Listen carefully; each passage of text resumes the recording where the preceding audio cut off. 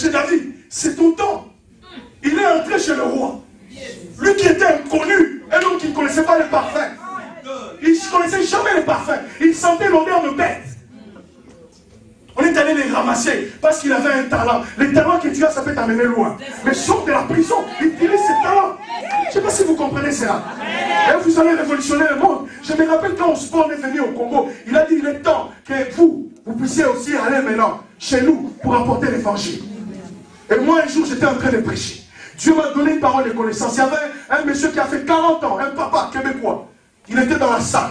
Il ne comprenait pas qu'est-ce qui venait d'arriver. Il a dit personne, peut-être quelqu'un est allé souffler au pasteur. Il a sorti même les chiffres, 40 années, dans la cigarette. L'homme était fâché. Mais le lendemain, quand il est revenu encore, il a trouvé que je parlais d'un Dieu d'amour. À la fin du service, il est venu me toucher. Il a dit non, non, non, non, non. Je t'aime, je t'aime, je t'aime, je vais t'avouer. Ça fait 40 années. Et les 40 années, j'ai perdu en fumant. Je suis marié à une femme haïtienne et on s'est séparés, on a des enfants. Et là, je vis seul. J'ai des reins foutus à cause de la cigarette. J'ai dit, je prierai pour toi, mets-toi à genoux. Un papa, l'onction, ce n'est pas question d'âge. Je ne sais pas si je parle. Un papa, je l'ai imposé les mains. Un Québécois, je l'ai imposé les mains. J'ai dit, va jeter tous les paquets là. Ça, c'est une prison. Tu dois sortir de la prison. En Occident, il y a des gens, ils viennent à l'église, ils fument, ils boivent, ils prennent la bière. Et il trouve des justifications. Dieu n'est pas étonné par toutes ces choses. Dieu cherche ce qui est né de lui. Amen. Et ce qui est né de Dieu, la Bible dit, triomphe du monde. Amen. Tout est question de temps. Joseph, on est allé les chercher en prison. Ses propres frères, ils l'ont accusé injustement. Il y a des fois, tu te retrouves en prison, tu ne sais rien. Mais là où tu ne sais rien, Dieu te défendra. Amen. Moi, je le dis toujours. Entre celui qui a la clé et celui qui a les cadenas, qui est le plus fort? Je ne sais pas si ça passe. Entre celui qui a la clé et celui qui a les cadenas. Mais cet homme a été cadenaté. Il a été enchaîné. Mais Jésus a la clé. La clé là, il dit, quand vous souffrez, j'ouvre aussi. Quand vous souffrez dans la prière, les ciels ouvrent aussi. Et quand vous fermez dans la prière, au ciel, oh, le Dieu des relations, dis relation. Touche un voisin, secoue-les, dis relation. Il nous sort de la prison. Change.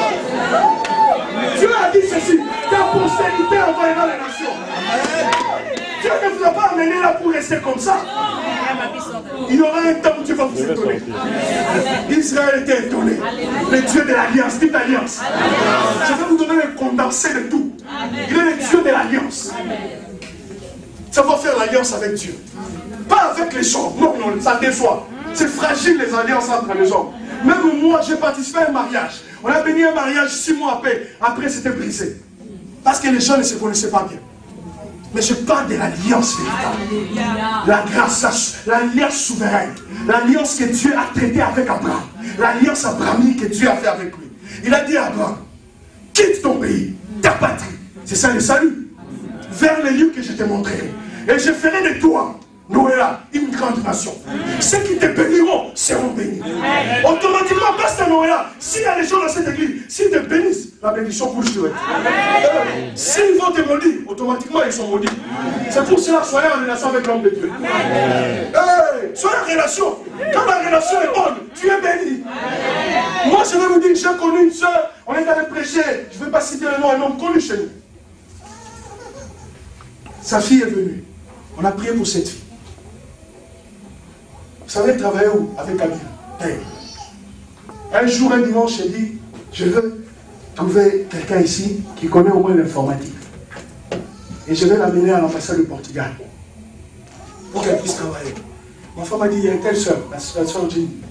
On prend la soeur Jenny. Ma femme montre la soeur Jenny. La soeur là, c'est une fille de Lyon, artiste. Elle a amené cette soeur à l'ambassade du Portugal. La soeur travaille à l'ambassade du Portugal. 700 $ américains à Kinshasa. Pas à Paris. Le premier salaire. Dieu peut t'étonner. Dieu peut te bousculer. Ce n'est pas la terre qui bénit. C'est là où Dieu te veut. Dieu ne t'accompagne pas là où il ne t'a pas envoyé. Je ne sais pas si ça passe. Après, elle s'est retrouvée avec 900. Mais elle donnait sa dîme. Elle donnait 70 $. Et après, elle a commencé à donner 90 $. Des dîmes. Donner la dîme à l'église. Donner la dîme à l'église, ça bénit.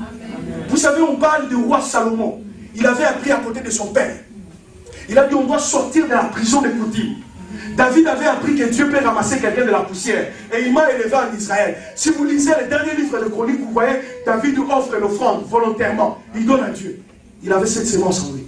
Il a dit, ce que nous te donnons, nous prenons cela de toi.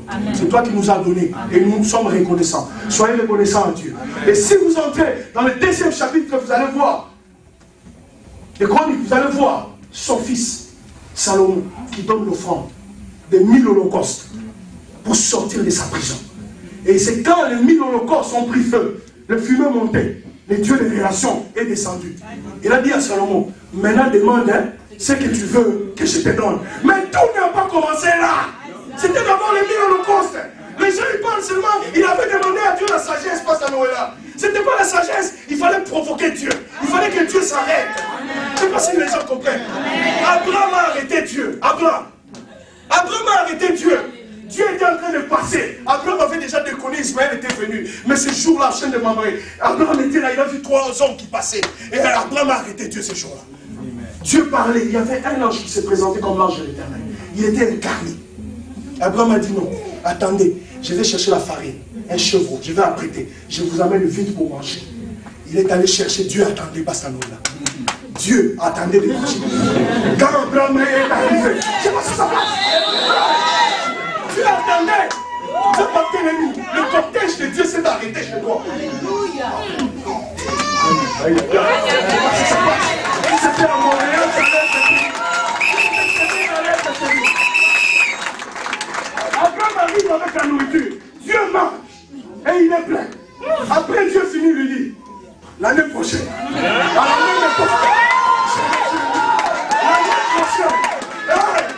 L'année prochaine. Dieu, si Dieu n'avait pas marché, il allait passer. Il faut avoir l'esprit d'Abraham pour reconnaître qu'il y a un Dieu qui passe. Sors de la prison. Sors de la prison. L'homme stérile, la femme avait atteint la ménopause x2. Et elle avait 90 ans. La ménopause est censée être à 40 ans, la quarantaine. Mais elle avait doublé la ménopause. Là, les médecins ont échoué. Mais Dieu, c'est le médecin par excellence. Il n'a pas besoin de t'opérer. Là où l'homme a dit c'est impossible, l'enfant viendra. Là, il provoque Dieu. Zacharie a provoqué Dieu pour avoir Jean-Baptiste en donnant l'offrande. Dieu peut t'étonner. L'homme qui était emprisonné, il avait une légion. Je suis à la fin. Parce que je dois prêcher quelque part. Il avait une légion. Une légion veut dire un troupe de fantassins. À l'époque romaine, une légion était constituée de 3000 fantassins, militaires, si vous le voulez bien. Après l'encens, c'est passé de 5000 à 6000. Donc dans cet homme, le fou de Gadara, il y avait au moins 6000 démons qui logeaient en lui. Qui les terrassaient. Mais parce qu'à Noël, il n'est pas mort. Il y avait 6000 démons. Mais parce qu'il était utile. Parce que Dieu dit que tu as du prix à ses yeux. Il dit même s'il faut que je puisse sacrifier des bêtes, je donnerai les hommes à ta place. Parce que tu as du prix. Vous savez quelque chose qui a du prix? C'est quelque chose de valeur. Dites valeur. C'est quelque chose de longue durée. Dites durée. C'est quelque chose de qualité. Dites qualité. Ah, c'est ça qui a du prix. Quelque chose peut avoir du prix, mais ne pas être de la longue durée. Ne pas être de la bonne qualité. Mais toi, tu as du prix. Et Jésus a dit, le fou de Gadara deviendra l'évangéliste de la Décapole. C'est pour cela, Jésus a dit, sors de cet homme, esprit méchant, va dans le bête. 2000 bêtes ont été sacrifiées pour délivrer une âme. Jésus connaît la valeur d'une âme. C'est pour ça à l'église, oh je ne joue pas, je suis sérieux. Je ne joue pas, je suis sérieux dans l'église. Quand je viens pour prêcher les gens, je suis préparé. Et quand tu n'es pas préparé, n'ose pas entrer dans cette aventure. Tu vas être chicoté comme on avait chicoté certaines personnes qui ont tenté de chasser les démons. Il faut voir la chose de Dieu. Il faut avoir la grâce de Dieu, la faveur de Dieu. Et quand la faveur est là, même si tu es en prison, quand celui qui a fait le temps et les circonstances décide, il descend. Même le plus grand des sorciers de ta famille, il doit se cacher. Même Même s'il veut s'étonner, quand même, il va s'étonner en dressant les dents de ce que Dieu va faire avec toi. Joseph, on a dit non à Joseph par ses propres frères. Ils ont dit non, c'était un rêveur. Le rêveur. L'homme qui croit qu'il va diriger la famille. Tu peux devenir connu dans ta famille. Amen. Je vais te dire que c'est possible. Retiens ce que je suis en train de dire. Que ce qui était impossible puisse devenir possible. Amen. J'avais dit au début, c'est possible que Dieu puisse faire pour toi quelque chose qu'il n'a jamais fait. Amen. Que c'est possible que Dieu puisse faire, que tu puisses enfanter quelque chose de grand. Amen. Mais c'est possible aussi que ce qui était impossible là devienne possible. Amen. Dans ta vie. Il y a des gens qui sont enceintes de grandes choses ici. Amen. Je reçois. Je ne sais pas si vous comprenez ça. Enceintes de grandes choses. Amen. Être un bon mari, être une bonne femme, une mère joyeuse, une femme célibataire. Au milieu de ses enfants, Dieu peut faire ça. Il y a des gens ici qui sont en train de mourir à côté du repas. Mais quand tu écoutes l'évangile,